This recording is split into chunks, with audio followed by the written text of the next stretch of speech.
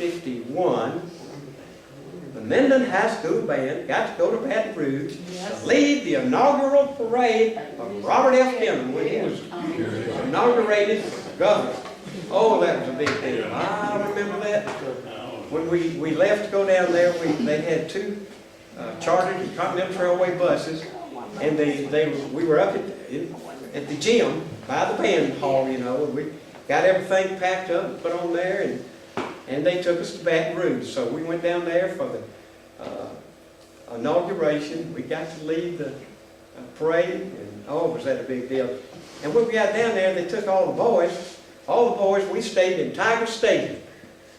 When we got down there, well, there was four of us, Ed Brown, Dan Wigley, James Lynn Ford, and myself. We roomed together in Tiger Stadium. I don't know whether the girls went or anything, but we stayed there while we were overnight guests, you know, before we were reading the parade. So we led the parade, and that was really something that was very, very special too. All of us remember that, I'm sure. And then in third grade, I developed a kidney ailment. It was almost fatal. I mean, I had two close calls with the rabies and the kidney ailment. I'm lucky to be here, thank you, Lord. So anyway, I had to repeat the third grade because I was in Miss Pearl Horton's room, and I remember this was, I would have been 1955 graduate if I'd been promoted that year, but they said because I had missed so much time that the state of Louisiana wouldn't let me be promoted. I had to repeat the third grade.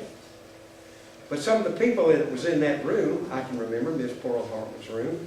Across the hall, Carla Faye Green sat over there. There was Al Murray Langley, he was in that room. James Lynn Ford, and a girl named Mary Eugenia Green. How in the world could I remember that for 60-some odd years? I don't know, but I remember this girl was in there. So anyway, I had to repeat the third grade again, and yeah, it wasn't that real bad deal, because look at all the nice people I got to graduate with. That was really something special, you know. So I enjoyed that. And then we had a very sad thing to happen. I know all of us remember Mary Ellen Bailey. That was a real sad thing that happened. Mary Ellen had bone cancer, and I told Bobby Warren, I said, Bobby, if you look at your 1954 grid, you'll see a picture of Mary Ellen and you dancing together, and the way they're turned, you could see Mary Ellen's arm, you could see that tumor on her arm. It was her right arm, and they had to remove that arm. Well, she developed polio, and it was really sad. One of the saddest things that ever happened, I guess. So anyway, when she died pretty quickly after that. She developed polio. Wasn't much they could do for her, I guess. So anyway, they selected the pallbearers to be from the band, and I can remember the pallbearers. Ed Brown was one of them. Dan Wigley, James Lynn Ford, Charles Berry, Ronald Miller, and myself. I think we were the 6 pallbearers for that funeral, best I can remember. But that was a sad thing there for sure. And then Mr. T.C. Bloxon Sr., who was president of Minden Baseball Club, asked me if I would like to sell programs at the Redbird home games. This is when they were out on Pine Street at the Hunters Park, and later they moved down to Griffith Stadium down in the fairgrounds.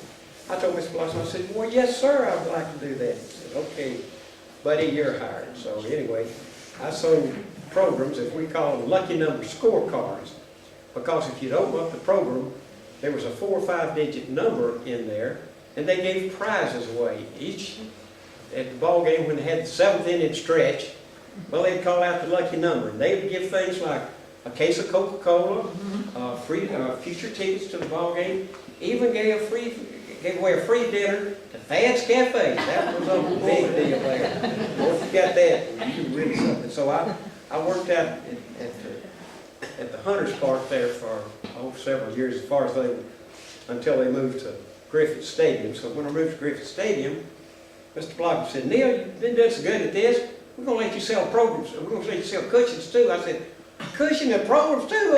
How where can I make change with doing all that? So anyway, I made it through there. I don't think people bought cushions that much back then.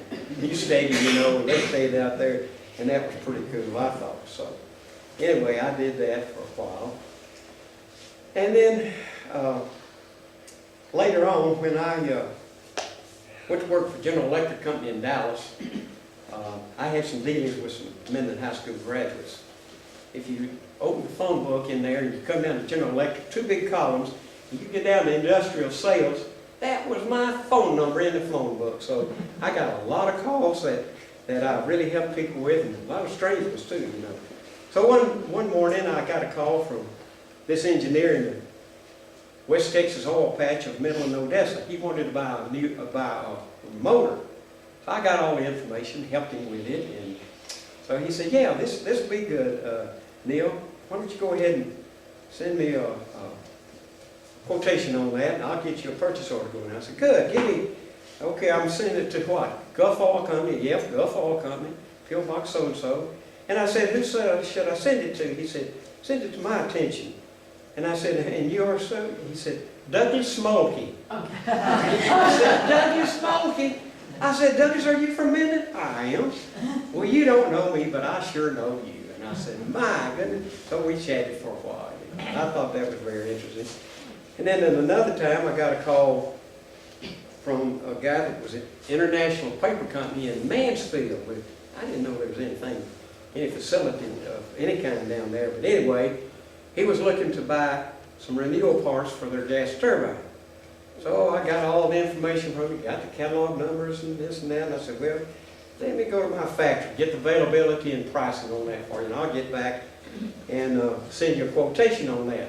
Will that be all right? He said, that'd be real good. I said, well, where did I send it? Well, send it to International Paper Company, P.O. Box so-and-so, Mansfield, Louisiana. I said, who should I send it to? He said, send it to the attention of Stan Belton. I said, what? Stan Belton? I said, Stan, I think I know you. I said, was your mother's name Mary Lee Belton? Did she teach general science at Minden Junior High School? You have a sister named Martha Belton? You have a grandmother named Mrs. Cole? And you moved to Minden from Natchez, Mississippi? He was speechless. He said, how do you know all that? I said, well, I have a cousin that lives in Natchez, Mississippi, and he called and told me about this. I said, you're right, 100% on all of that. So we had a big laugh and talk. I thought that was very interesting, you know. So anyway, well, I have no claim to fame or anything like that, but I was the original and the only drummer for the Cats, and I was the original drummer for the Tunes. Now, a lot of y'all probably are wondering, how did the Cats come into being? Well, it seems like the speech department was sponsoring a variety show one night, and Miss Doherty, who was our speech teacher, called Jerry Frazier and said, Jerry, why don't you get some of your friends together? Would y'all be willing to get up and sing at this variety show? I guess Jerry said, well, yeah, we'll do that, you know. So anyway, Jerry got Benton Irby, he got Charlie Harper, and Bill Slade, and that was the 4 Cats. Gerald and Chip played piano, and of course I was on the drums. So anyway, they were a big hit. They were actually really good too. So they did a lot more singing, did some more after that, you know. And then later on, when they went to Louisiana Tech, and we got over there, we kind of reorganized as the Tunes, and Jerry was the lead singer, of course, and we brought Bobby Ray Moorhead in to play guitar, we brought Don Holt in to play bass, and we brought Early and Mendenhall in to play, she was backup piano to Gerald and Chip, and of course me on the drums. So we had a ball. I mean, we went to a lot of places. We even went to conducted a lot of high school proms. I remember one in Tallulah. We went down there. We went to Natchez, Mississippi. We went to Alexander. We played at the Air Force Base down there for something, you know, and just just innumerable places, you know. Unfortunately, I wasn't the one that was, Larry Scruggs came on later on and played drums when they went to New Orleans to make their record down in the studio of where all of the big boppers and rock and roll people were recorded there at the same time. But that was an actual studio that Fats Domino recorded. Blueberry Hill is where that was recorded down there. So that was something really, really special, I think. So anyway, I guess this is going to about do it, I guess. I've been pretty fast here doing this. But on a personal note, my wife on the first row right here. Ruth, stand up just a minute. Anyway, we just celebrated in January our 55th wedding anniversary. It was something really special, and we were great grandparents for the first time on Valentine's Day. I got a picture over here of a little girl that our grandson and his wife had. Her name is Ella Rose Maston. Beautiful little girl. Anyway, we're just elated over all this, you know. And so we were very fortunate, and I guess that's just about going to work. Oh yeah, a couple other things. I did serve in the U.S. Air Force Reserve.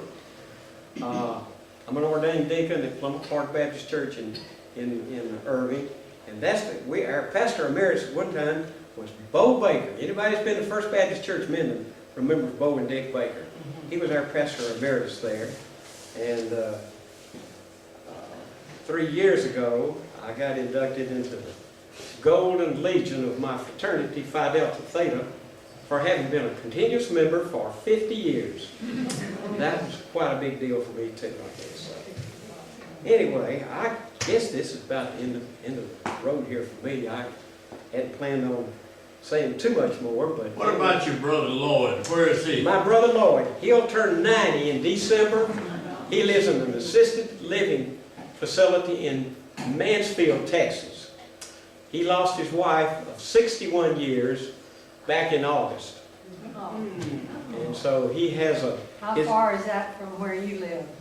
It's probably about 45 minutes, an hour? Yeah, about an hour's drive, I guess. It's pretty short. And Lloyd has a daughter who, she has a PhD in nursing. She is on the faculty of TCU, and she has a very responsible job there that she does. And Dr. Kathy Baker is her name. And he's got a son that's has an MBA from Baylor, and he's a computer specialist. And Lloyd always said, boy, that was a good investment I made when I had him get a degree in computer science, because he's helped me with my computer all the time. He was very happy to have that. And so he's doing pretty good to be as old as he is. And I talk to him once a week at least. He's doing very good. And when I tell him I saw Marcus Wren, he'll really get excited about that. My wife and I spent a night with he and his wife in Houston. In Houston, when they were living there, yeah.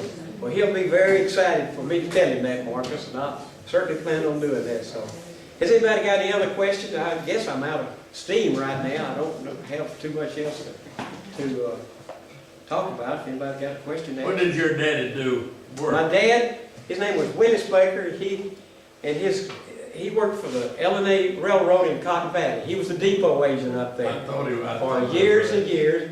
And his brother C.T. Baker Jr., he was a railroad engineer. He and Webster Nation and all these other engineers, they kind of had a fraternity together, you know.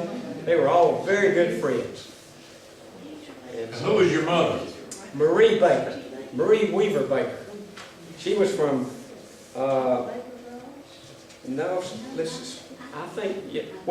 she and my dad met in Stamps, Arkansas. That's how they met up there. And she had one brother, his name was Ansel Weaver. And Ansel Weaver, he had one daughter, Margaret Weaver, and she had a son that went on to be a very famous football player for the Dallas Cowboys. His name was Cliff Harris. He was free safety for 10 years. and he autographed a football for me, and he says, "To Neil, my cousin, number 43, Cliff Harris." I've got that, with a frame over it. It's in a sacred place. That is really something special. I want you to know that. Hey, isn't there a story about your dad coming back from Cotton Valley and During the tornado? in a car on the side of the road and he didn't stop for it, Ma Barker or something? I seem to remember some kind of story about that. Wow. Did he work up in Cotton Valley? Yes, he worked in Cotton Valley at the rail, and that depot is still sitting up there too. I drove by there several years back, and it's sitting over in the back. It's still there. I don't know about this I wish I'd asked him I about may it. be wrong about that, but I thought You never told me that if you did. you told me. I don't know that I did. I may have, though. I don't remember that. My memory's not as young as it used to be. I know it's really not, but anyway. Neil, is your dad, were you all related to Anita Baker's Yes, family? yes. We were cousins. See, my dad was the older of 5 kids. There was Willis. He had a cousin. He had a brother named Cullen, and then he had a sister named Eunice, married D.T. Hardy, Talmadge Hardy, and then C.T., who was the younger, Yeah. and my dad. There were 5 of them. And my dad he played football at Stamps, Arkansas, and C.T. played for the Crimson Tide when they moved down here. I think the colors were green or something. It wasn't red and white at the time, I know that. C.T. played down here for Minden, huh? That green beanies out there belong Yeah. to CT. That make, okay. Because I'll have to look at that. that's my uncle's. Yeah, okay. See, I forget all these things. But anyway, yeah. And so they, and of course they were railroad people. I think half the people that moved down here from Stamps were railroad people. I mean, just everywhere, So that was a great time, So anyway, this has certainly been a fun night for me to come back and tell about these things. Oh, and I forgot about one thing over here. I was going to tell about Ann Mays over here. I was going to tell about that. Her grandparents, Phil and Sadie Jameson, lived on the other side of the house where Rob Martin lived at one time. Anyway, and in the summertime, it's hot, so Ann would come over there, spend the night. Well, my bedroom was on the front. We'd open up the windows. Ann's was over there too, so she'd come over there, and we would talk back and forth until someone else say, "Okay, go to sleep in there," We would talk a lot from there, So I forgot to mention that. Anyway, this has been fun.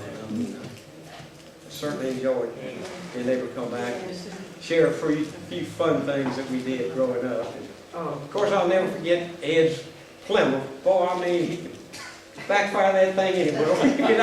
Pow! It would backfire. It had a lot of fun in that blue Plymouth, though. You know it? We really did. Oh, anyway. Shelley, I guess that's all. Can't think of anything else now. Okay. Anybody else have any questions or comments or stories that you want to add to it?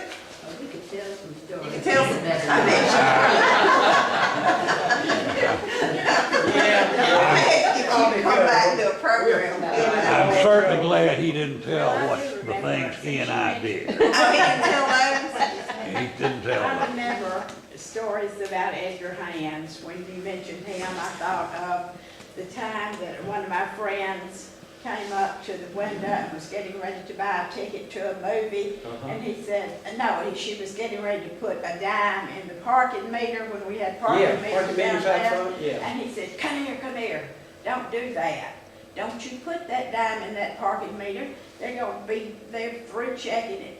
You come on in and buy popcorn.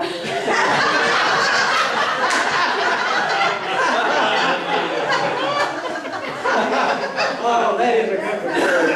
That is a good one. About Mr. Hand, my daddy used a partner, he used to work for him, and he said he'd turn on the lights in this big theater, and they'd be working, and they'd turn around and every light, he turned every light off. They were feeling around for their tubes because he was so tight to run. Electrician would not do. Oh, my goodness. That's really something, I think. Last year, somebody came here, you had to jump off the stage. Yeah. What? You had to jump off Lash the LaRue, stage down at you got the it. rec theater. Oh, Lance LaRue, yeah. Some, Oh, well, yeah, like someone came here.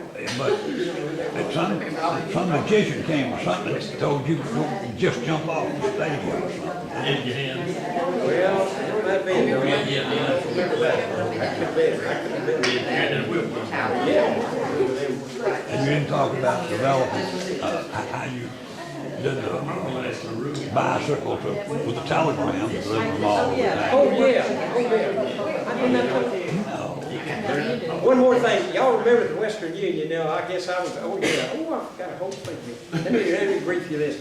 Anyway, I worked for Western Union in high school. Back in, when you were a messenger for Western Union, you usually had that job for 4 years. Now, before I was a messenger, Jimmy Blanchard was the messenger. He had it for 4 years. He graduated, I took over, had it for 4 years. When I graduated, Lewis Ward took over, and he was a messenger. So there was always somebody there delivering messages, and you worked around the year. I mean, summertime and not, you know, you worked and delivered messages. Who was it ran Western Union? The first name, I'm trying to think, Mrs. Browning was there when I was there. She lived in Homer and drive back and forth every day. Before her, this lady, oh, I can't think of her name. She lived in Henderson, Texas. I can't think what her name was. Anyway, one afternoon, I remember, John Cobb, you remember him, who was Ruth Jessup. Theater. Yeah, the Joy Driving Theater. He came up, he had a bunch of posters he was wanting to hand out, so he came in the Western Union, he said, "Can I put a poster in here?" We said, "Well, yeah, John, who you advertising?" He said, "Oh, this is an upcoming young man, you'll hear a lot from him."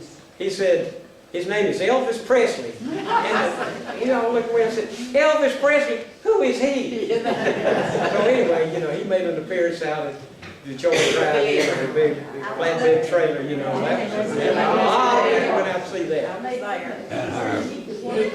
Mr. Selby, What did he say? Marvin Selby's, Mr. Selvin. Mr. Selby, he was the Railway Express driver. He had the other half of that. We were at the front of the office, and the Railway Express and Mr. and Miss Selby were at the back of the office there.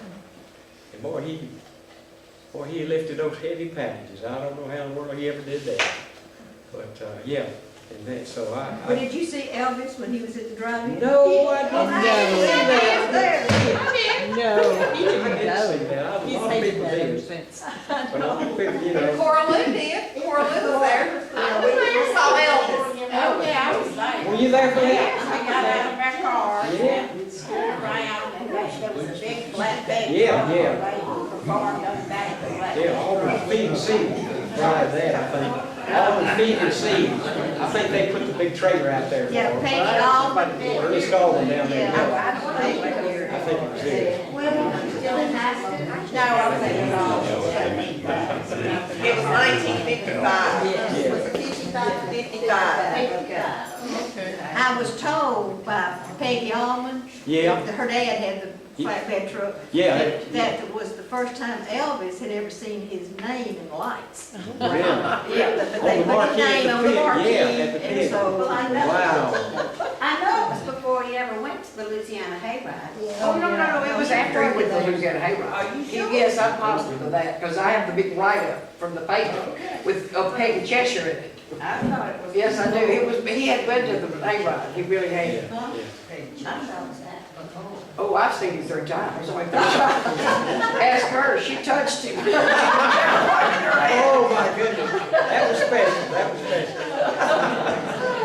I want to say, if everybody doesn't know, he's the class of 56, Yeah. that's us. But anyway, one thing I want to say about talking to people that are, you know, far away. And my sister was married to James Biles. He was stationed in England. My family went, where we took one tour in London. We're sitting in our sectional seats, and Perry and Steve were sitting in the back, and this lady across said, "Where are you from?" I said, "Some little town you never heard of in Louisiana." She said, "No, where are you from?" I said, "Minden, do you know Doyle Walker?" I could not believe somebody knew anybody from Minden. Well, this happened too. We were out at North Park Center in Dallas here, a couple of years ago, and we were walking around and we sat down and got some food, you know, and I kept telling Ruth, I said, Ruth, I think I know this lady over here, this young lady. I said, I think I'm going to go over there and ask her. So I went over there and says, pardon me, ma'am. I said, I think I know you. And she looked at me, she says, Neil Baker. I said, Yvonne Simmons. And Turner Alden was going to get food for him, and he came down. And they lived in Fort Worth. They were over to see some kind of a sporting event for a grandchild is what they were doing. So I sat down and I knew exactly who it was. She knew who I was, you know. So I thought that was real interesting. So we're far and wide. We go all over. Yes. I was in London and ran across the fellow from Minden, was the name Lindsay, Coleman Lindsay's son. Yeah, Rufus Lindsay. Rufus. Met him in London. David Lindsay. Well, it was David's brother. David's brother, okay. Older brother. I see, yeah. My goodness. That is unusual. He said something about Louisiana, over there. You know, house we lived in Jefferson. That was had that. Lindsay's called. Yeah, they lived there, I remember that. It was originally one story, then they put a second story. When they got over the This has been fun, boy to come back as old as I am and talk about all the good times in Minden. I mean, and to cap everything off, we were so fortunate to have the Hunters provide what they did for all those young people. Nobody in North Louisiana anywhere had anything that could compare. And it never cost you one penny. Never cost you a penny. Everybody outskirting town was so envious of us because we had so much. Our parents knew that we were safe when we went there, because once you came in and signed in and left, you didn't go back in. No, We that was always it. had high school teachers that would be chaperones over there. And our mothers had to chaperone Yeah, too. yeah. They had, that was one thing we had to do, but we were lucky. And we had 3 theaters, and our kids growing up had nothing really. Yeah, we were. It was wonderful. It was. We were very blessed.